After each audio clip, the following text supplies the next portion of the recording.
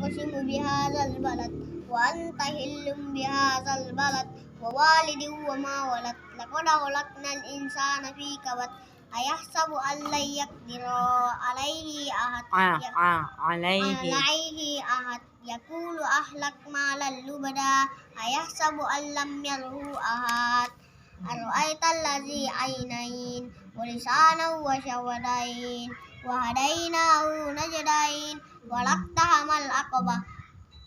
فك رقبة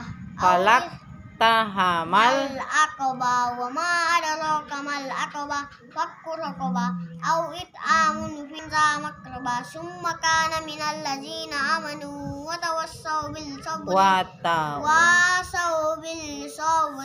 وتواصوا بالمرحمة أولئك أصحاب الميمنة والذين كفروا بآياتهم أصحاب المشأمة عليهم نار مؤصدة صدق الله العظيم.